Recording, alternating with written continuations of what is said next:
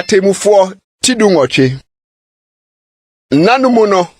na ohini biara ni Israel. Na nanumu nso na damfo abusuakuo no rehwehwe ajapade atena so. Efiri se edibesi saa bre no na ajapade bi nya meto won fam Israel musuakuo no mu. Na damfo no sma won abusua mu merima baanum.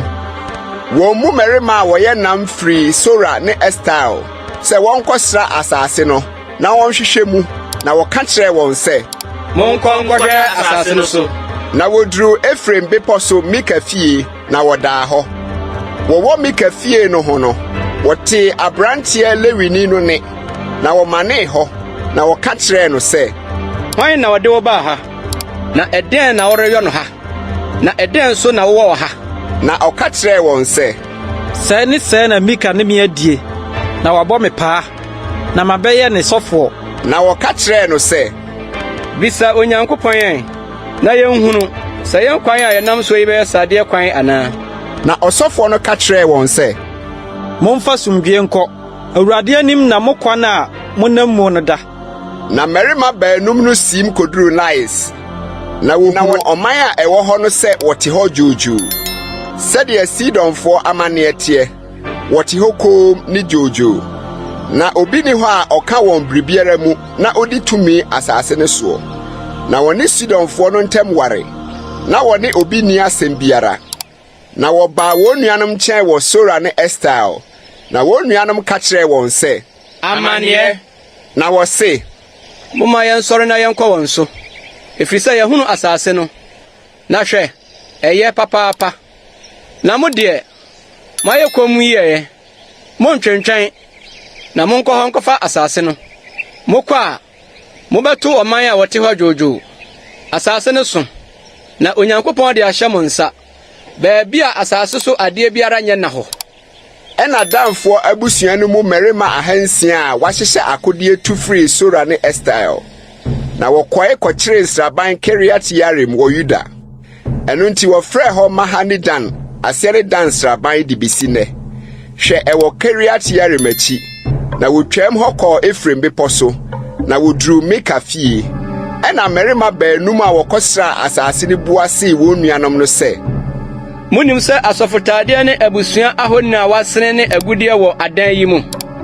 na afei monhwɛ de mo bɛyɔ na wɔmane hɔ na woduru abrantie Lewini no fie a ɛyɛ Micah fie na wɔkyea no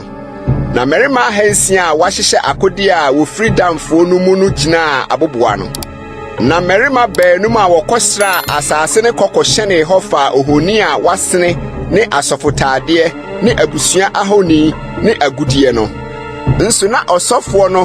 ne merima ahansia a wahyehyɛ akodie no gyina aboboɔ no ano na yenum kɔhyɛne Micah fie kɔfa ohoni a wasene asɔfotade ne abusua ahoni ne agudie no osofo no ka kyerɛ wɔn sɛ ɛdeɛ na moreyɔ yi na wɔka kyerɛ no sɛ yekom fa wɔn nsɛm a wano na ɛne yɛnkɔ na yɛn agya ne osofo ɛyɛ ma sɛ wobɛdi sɔfo ama onipa baako fie ana sɛ wobɛdi sɔfo ama Israel mu abusuakuo ne abusua ɛna osofo no pene soɔ na ɔfa asɔfotade ne abusua ahoni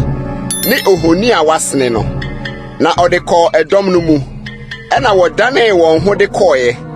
na wɔma mmɔfra ne afie bua ne noɔma a ɛho hia di wɔn anim wɔne Micah fie ntam twe ara yie no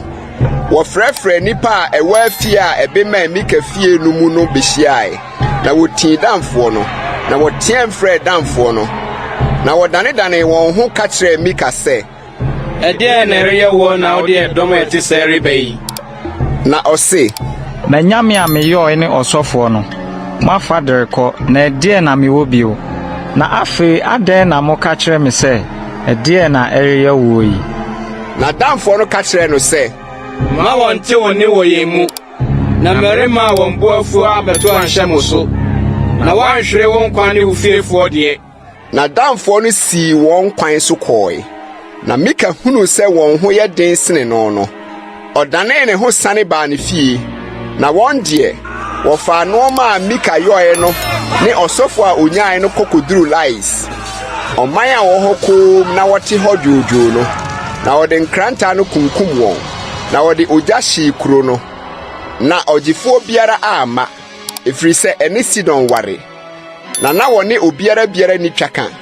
na ɛda bɔnhwa a ɛde kɔ Bet-Rehob no mu na wɔkyekyeree kuro no tenaa mu